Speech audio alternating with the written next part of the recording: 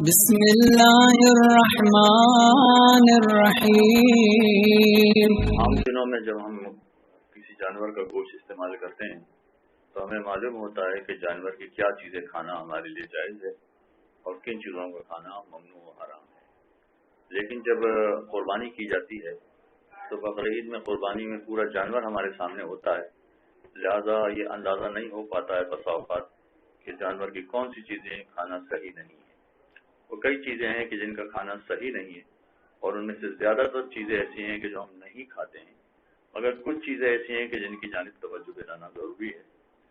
مثلا 6 چیزیں ایسی ہیں کہ جو ہمارے یہاں کم از کم اہل تشیع کے یہاں کھانا جائز نہیں ہے۔ نمبر 1 تلی، نمبر 2 کپورے، نمبر 3 حرام مغز۔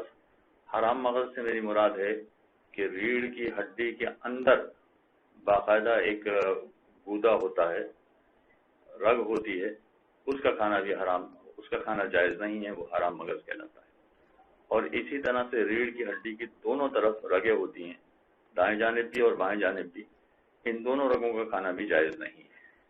اور نمبر 5 یہ کہ اگر بھیجا جانور کی سیری کو توڑا گیا ہے اور بھیجا نکالا گیا ہے تو بھیجے کے اندر چنے کے دانے کے برابر ایک چھوٹی سی چیز ہوتی ہے، اس کا بھی کھانا جائز نہیں ہے۔ یہ 5 ہو گئی۔ اور 6ٹھی چیز کا تعلق عام طور پر بکرے یا گائے جیسے جانوروں کے لیے نہیں ہے، اس کا تعلق عام طور پر مرغی کے گوشت سے ہے۔ مرغی کے گوشت کو جب ہم کھاتے ہیں، چاہے وہ بروس کی صورت میں ہو یا ٹکے کی صورت میں ہو، تو اس میں کچھ ایسی رگیں آ جاتی ہیں کہ جس میں محسوس ہوتا ہے کہ اس کے اندر خون ہے۔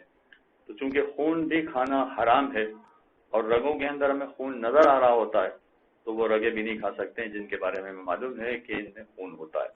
خصوصیت سے جب ران کا حصہ کھایا جائے تو اس میں اس طرح کی رگیں نظر آتی ہیں۔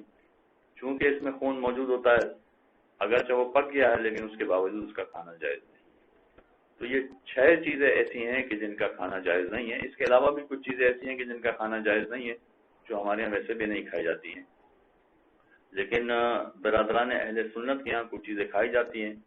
مثلا تلی ہے یا کپورے ہیں، یہ ان کے یہاں کھائے جاتے ہیں، ہمارے یہاں یہ کھانا جائز نہیں ہے۔ چنانچہ ان ساری چیزوں پر توجہ دینی چاہیے، اور جب ہم جانور ذبح کر رہے ہیں تو ان ساری چیزوں سے پرہیز کرنا ہم پر لازم ہے۔ ایک بات تو یہ ہو گئی، اور دوسری بات یہ کہ جانور کو ذبح کرنے کے لیے کچھ مستحبات ہیں، کچھ مکروہات ہیں۔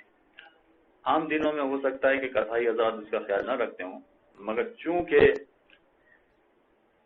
عید کی قربانی ہو رہی ہے اور عید کی قربانی کے لیے جانور قربان ہو رہے ہیں، تو پھر بہتر ہے کہ جانور کو ذبح کرنے کے کچھ مستحبات کا بھی خیال رکھا جائے۔ مثلا اگر بھیڑ بکری جیسا جانور ہے تو اس کے 4 ہاتھ پیر میں سے 3 ہاتھ پیر کو باندھ دینا چاہیے اور 1 پیر کو کھلا رکھنا چاہیے، یہ مستحب ہے، اور اس کے بعد جانور کو ذبح کیا جائے۔ 4 میں سے 3 کو باندھ دیا جائے اور 1 پیر کھلا رکھا جائے، یہ مستحبات میں سے۔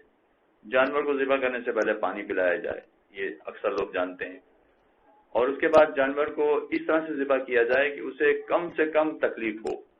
کم سے کم تکلیف کا مطلب یہ ہوا کہ مثلا چھری ہماری بہت زیادہ تیز ہو تاکہ جب جانور کے گلے پر چھری چلائی جائے تو بڑی آسانی سے جانور کی گردن کٹ جائے، اور چھری چلانے میں بھی ہم بہت آہستہ چھری نہ چلائیں، اس طرح سے چھری چلائیں کہ جلدی سے جانور کی گردن کٹ جائے، اس کو کم سے کم تکلیف اور دیا تو یہ 3 مستحبات ہیں۔ نمبر یہ کہ 4 ہاتھ پیر میں سے 3 کو باندھ دیا جائے، نمبر 2 یہ کہ پانی پلایا جائے، نمبر 3 یہ کہ اس کو کم سے کم اذیت دے کے کم سے کم تکلیف میں جانور کو ذبح کر دیا جائے۔